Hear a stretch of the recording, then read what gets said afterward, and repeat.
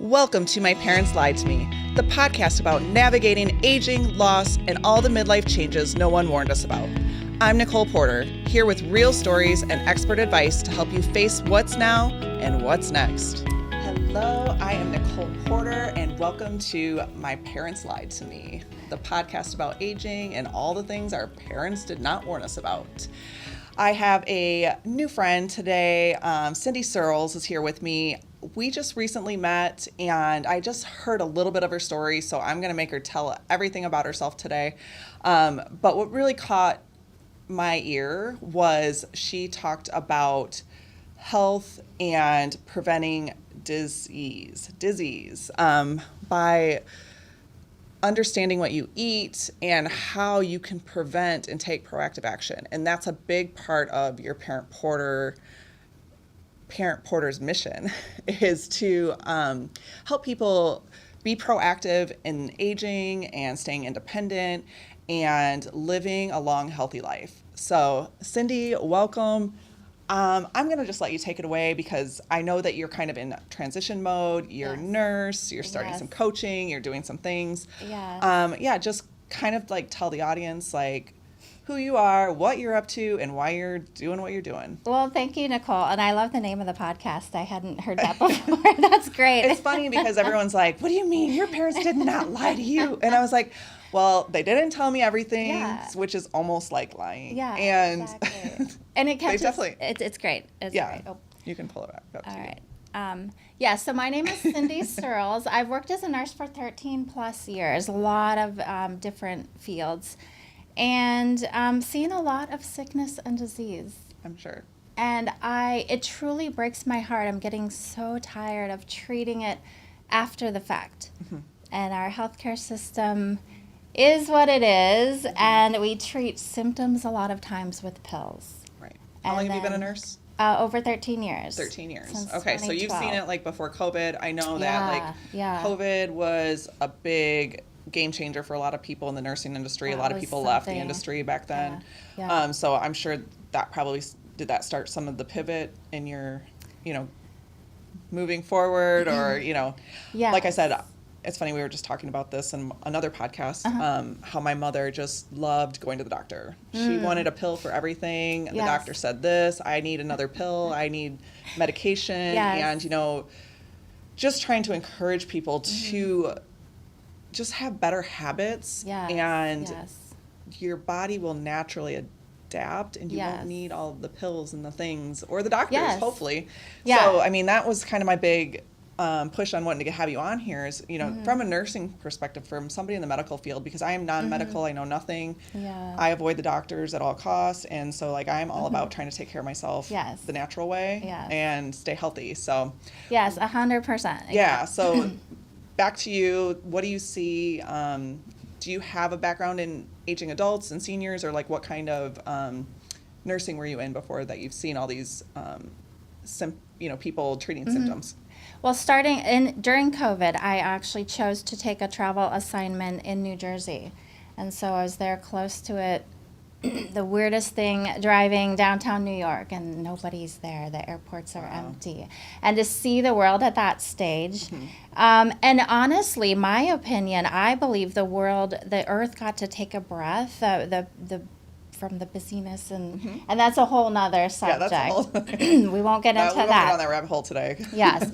So it was a reset in a lot of ways. And I just kind of start to get burned out after that with the nursing and seeing just all of the sickness and disease, the pain, the trauma we hold with us, all of that.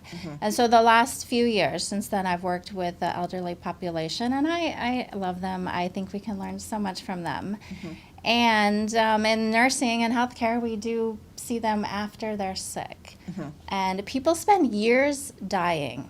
They may spend years laid up in a bed and never move from that bed. Could you imagine sitting in a room and all you see is those four walls around you? At what point is this? Is this somebody that's 80, 60, how old is this person, and how long has this disease been coming on, and what lays them up in bed? Like, is it something that just happens overnight for them, or is it something that's been building and building and building, and now they're just immobile and declining? Yeah, typically, it's not an overnight thing. Okay. The age varies for sure. I've seen a person on hospice at 28 years old who had drunk themselves into liver failure. Wow. And then, some 60s, 70s, 80s, where their mindset, their habits has just created such pain and trauma and difficulty with movement, with, doing motivation for anything, that they would rather just lie in that bed and let somebody take full care of them. And that's, bowel movements and brief changes and feeding and everything like that. So it is a gradual thing.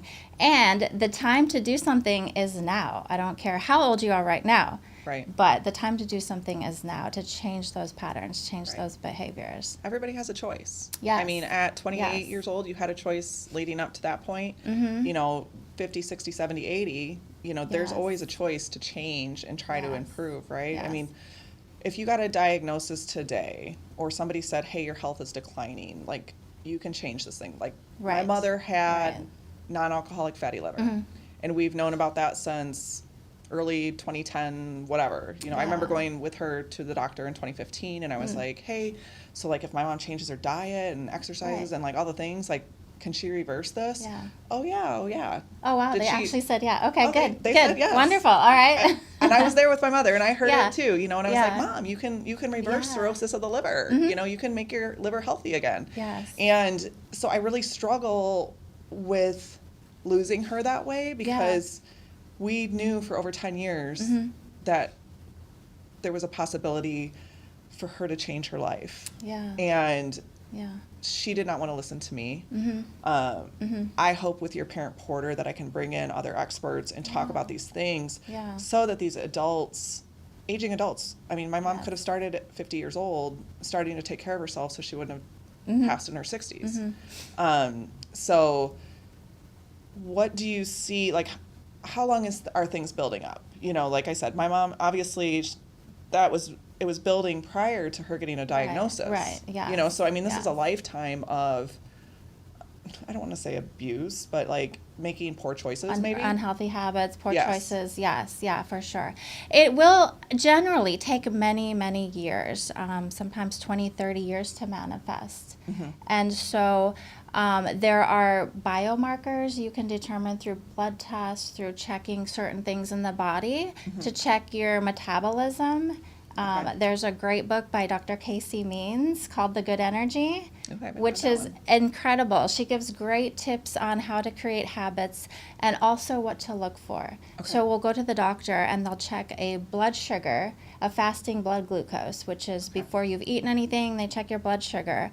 And sometimes they'll diagnose a prediabetes or diabetes based on that number. However, by that point, usually your metabolic system is so poor, is not working well, it hasn't been functioning for a long time, maybe years before that point. And so ways to catch it even earlier, and her book gives a lot of great suggestions for healthy habits, as well as I do through my coaching as well.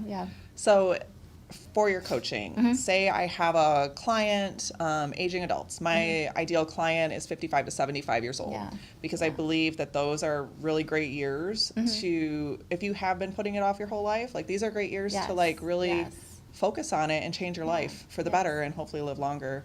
Not just for your own sake, but for your family's sake. I wanted my mother here still, so like 55 to 75, let's like focus in and be proactive with your health. So is there a test, like that's the first thing you would suggest? Like say I go into a home and mom or adult or whoever it is, she's 60 years old. I know I could be doing better.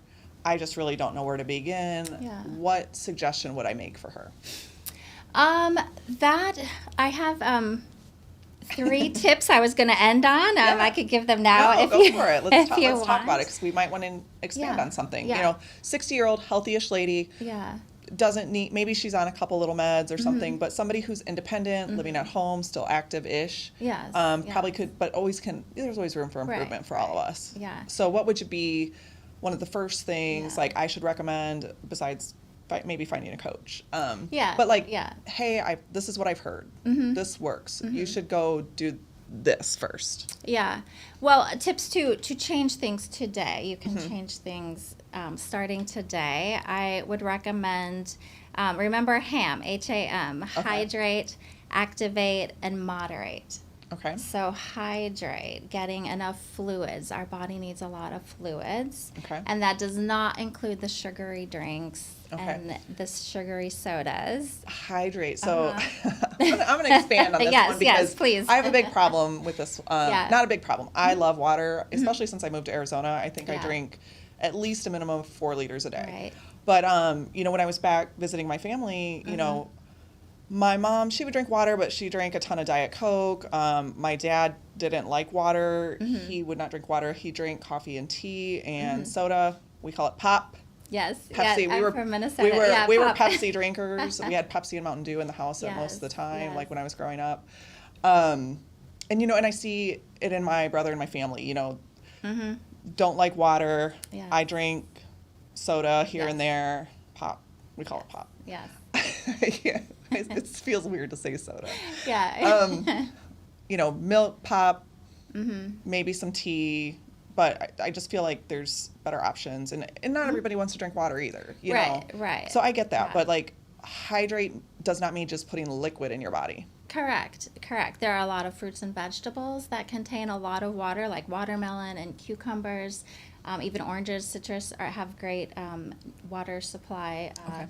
And then, I mean, even I get tired of drinking water, and I love water. Okay. So there are alternatives, I believe, some sugar-free alternatives like with electrolytes in it, things like that don't have all the sugars and the color dyes, you know, that can supplement just water, because some people don't like water, or I get tired of it as well. So hydrating through a multiple of ways, Okay. So you can do the food and the water. Yes. Will you expand on, can you talk about some of the sweeteners? Yeah. I don't know if you know a lot about the different sweeteners. I know there was one when I drank some of the natural energy drinks with the green tea and stuff like that. Whatever sweetener was in it, sucralose, something, I was starting to get headaches from it. And, you know, then I started kind of looking into all these different sweeteners, and I was like, oh man, like these, not the artificial sweeteners or the ones that are supposed to be better for you. Like, is there like stevia? Like, what are the sweeteners that are allowed versus the ones you should truly avoid? Well, first of all, just listen to your body. How are you feeling with it? If you're not feeling well, discontinue doing it.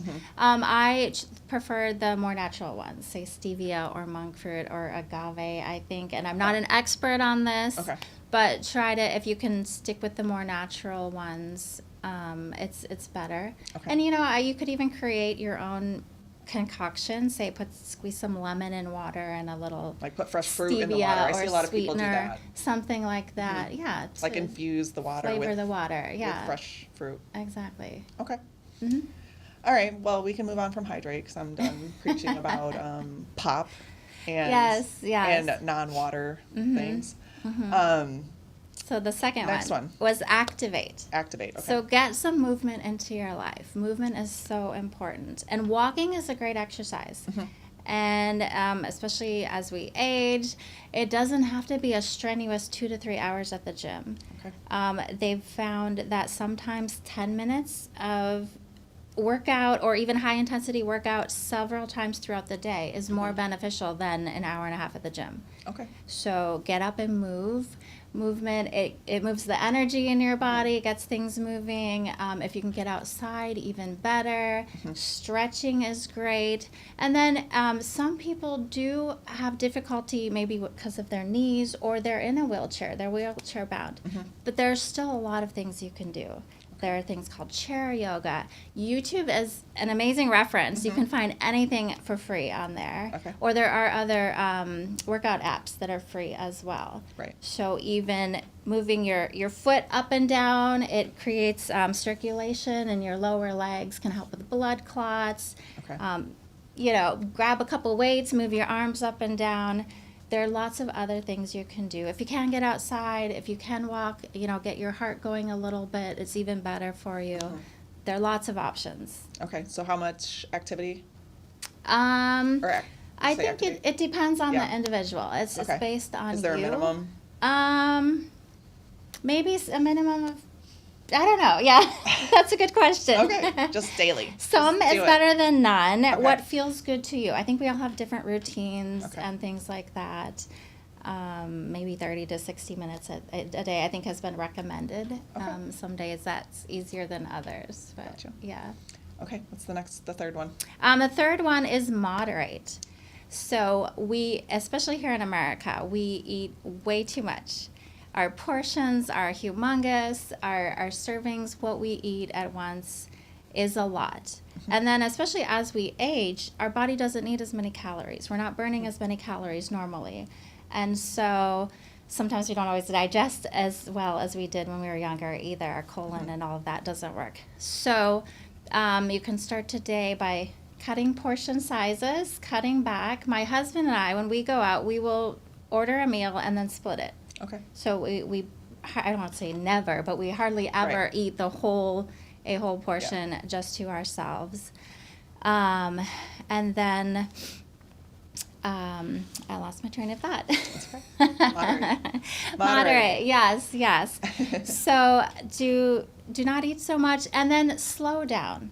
I think being mindful is very important. Okay. So sometimes when we're young and we're busy and we're going and we're eating on the road, and I've done this, I've eaten in my car driving to the next place or whatever, but there's a little stress there. Our digestive system is not able to relax and absorb all the nutrients that we need to. Okay. And so if we can sit down at a meal, even give gratitude for a second beforehand, and then savor the bites, savor it, slow down, because it gives, your body needs about 20 minutes to tell your brain, listen, I'm full, stop eating.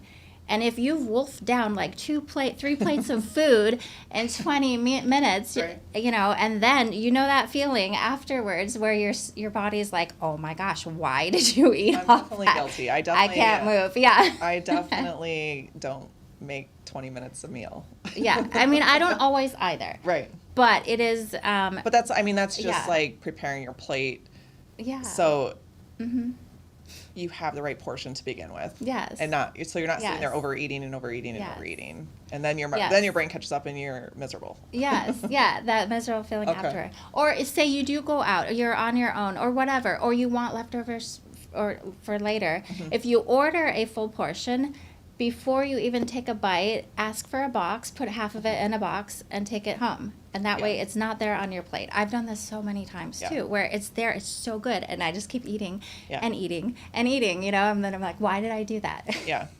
No, and I think I've worked in restaurants for many years, and everything is giant. Yes. Everything is giant in restaurants. I mean, you're looking at 10-ounce portions of meat or more, that's... Yes. A sitting should be 4 to 6 ounces, I believe, for like a woman. It's like the size of your palm or whatever. Yeah. So I think that's a great tip for people to, save it and, pre-portion and measure and do all of the things. Yes. One of the things when we talked the other day when we met, you were saying that people can prevent disease. Yes, I believe that. Can you expand more on that? Because this is something I truly believe.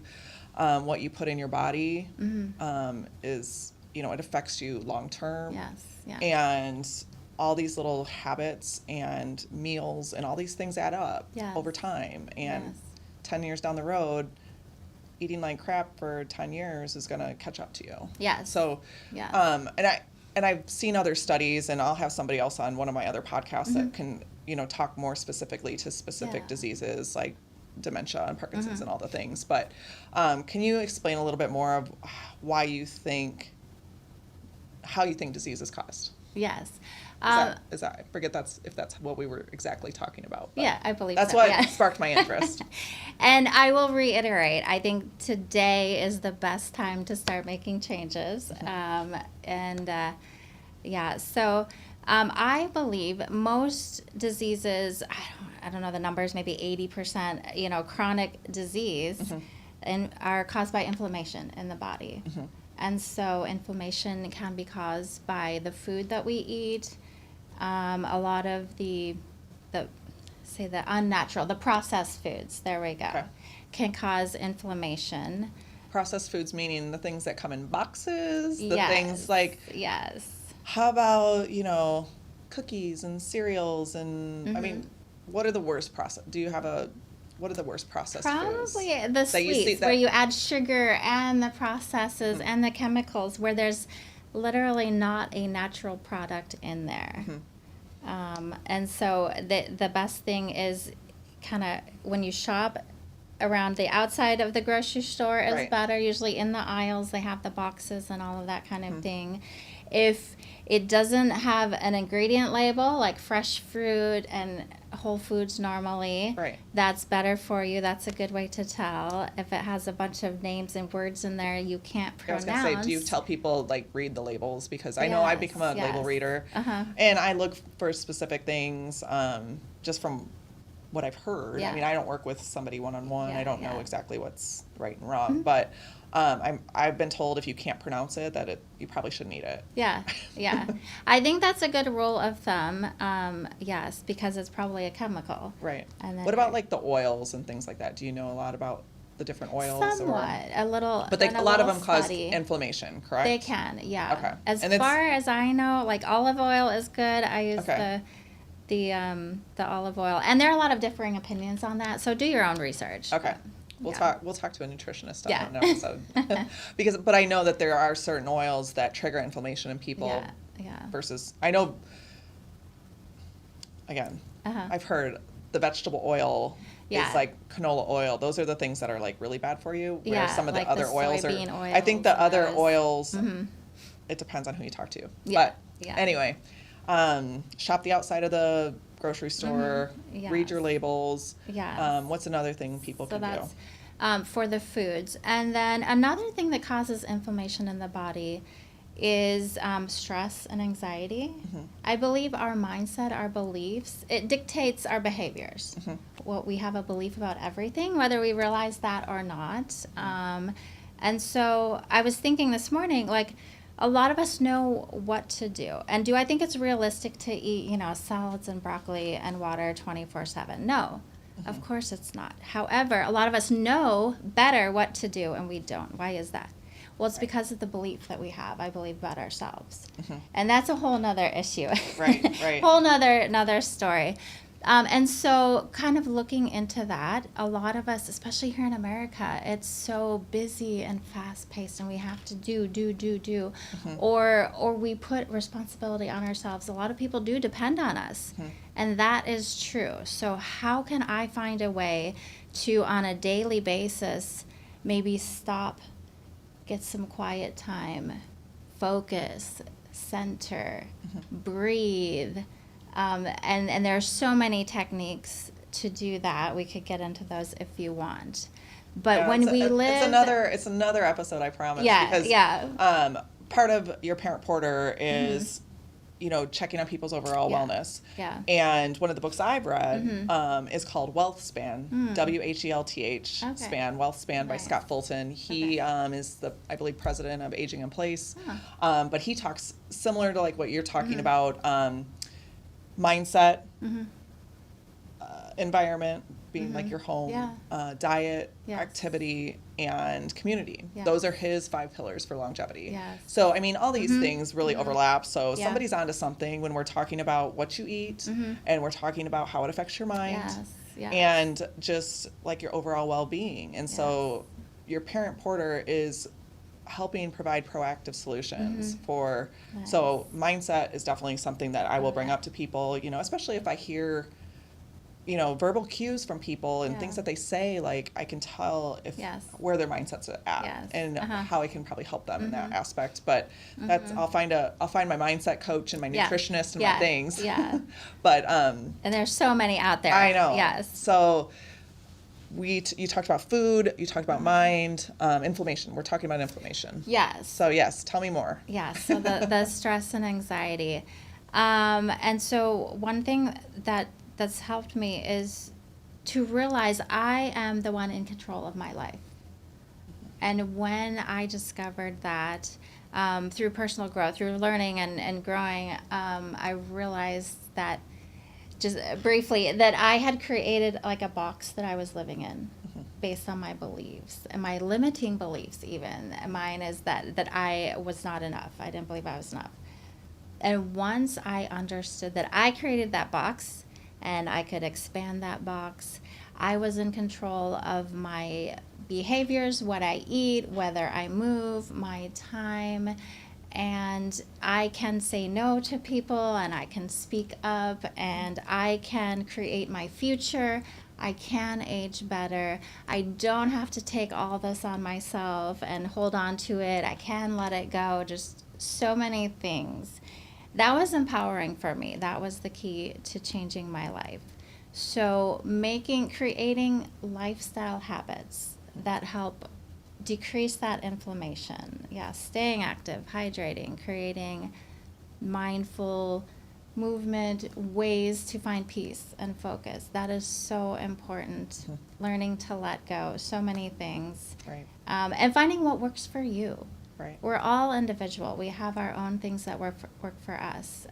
Some people love eating at certain times of the day. Some people love eating certain things and, hate broccoli or hate liver. Well, that's okay. There's a million other things that you can eat and ways to relieve stress, anxiety. Right. Was there something traumatic that happened in your life, or did you just have like an epiphany? Because I can tell you, I know exactly the moment that life changed for me. Yeah. Like I was sick and tired of being sick and tired of my own of myself and feeling the way I felt. And I finally became self-aware and just have been working. I mean, really, it's probably been 10 years that I've been doing the work on myself. And it's a daily practice. Of course, So I'm just curious if something happened to you. Yeah. It's going into these other families' homes. Like, is this going to be a point? Like, I wanted to get to families and aging adults before these traumatic events happen that force them to change their life. Like, I want them to want to change their life before this decline, before a diagnosis, before a traumatic event.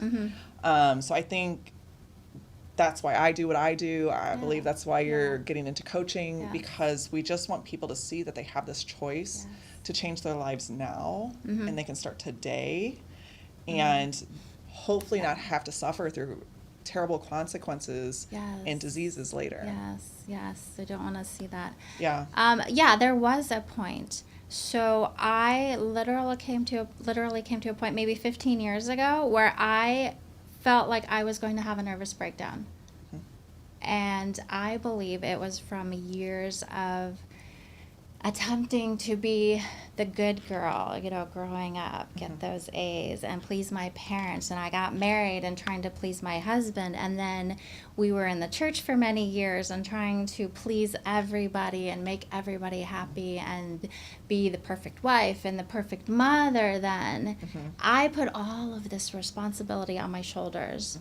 And one day I told my husband, you're either going to have to commit me, we're going to have to change something. I cannot live this way any longer. And that started me on a path to discover my health, what that looked like, which included eating better and moving and finding these ways to cope with stress and find peace and zen in my life. And that was a turning point for us, for our marriage, for our family. I literally was felt like I was going to have a nervous breakdown and trying to be perfect, and there's no such thing as perfect, and everybody's ideal is different, and as long as I kept trying to reach for that, it was pointless, exhausting, you name it. Well, and I think that thing I want to tell the people that are listening to this is it could happen at any age. Mm-hmm. I mean, yes, we're probably a little bit younger than my ideal client, and that's who's like trying to listen to this, but it's the kids, Mm-hmm. it's our age Mm-hmm. that care about their parents and want our parents around longer, that, you know, we become very passionate about our own lives, and then really want them to have the same passion to live and to be healthy. Yes. And I just think it's super important for the parent to hear us, but also we have to understand that we can't change them. Right. And so then there's the whole let them theory and all the other things we could go into. Yeah. We're running out of time. Podcast. Yeah. We're running out of time, but you know what I want to finish with is that we're both just very passionate about taking care of ourselves, that we want our parents to want to take care of themselves too, and they can start today. It doesn't matter how long these things have been going on, they can make a change today and hopefully live a better life with what they have left. Yes. Before it's never it's too late. Before I believe. It's never too late, Yeah. but just want them to have happy, healthier, longer lives. Yes. And we want to enjoy them while they're still here. Yes. So we just have to wrap up because I'm out of time and there's so many more stories we could tell. Yes. But will you tell everybody again your name, the name of your company, and how they can reach you? My name is Cyndi Searles with the Wellness Experience, and that's with a 3 instead of an E at the beginning of experience. We'll put it in the show notes. To be different. Okay. Yeah. That's another issue. So I am on all the things, TikTok, Facebook, YouTube, Instagram, with my name, Cyndi Searles, and that will be on your... Yeah, we'll put it in the show notes so they can find you. And thank you for chatting with me today. I'm glad we're new friends and we have lots of fun conversations ahead of us. And thank you for joining me again on Your Parent Porter. If you like the information, please share it with your friends. Please subscribe to the channels, and I will talk to you again soon. Thank you. Thanks for listening to My Parents Lied to Me, where we face the realities of aging, family change, and midlife reinvention with a little grit and a lot of heart. If today's conversation helped you feel less alone, I would love for you to like it, share it with a friend, and hit follow so you don't miss the next story or tip that might help you navigate what's next. Because even if our parents didn't tell us everything, we're figuring it out one chapter at a time.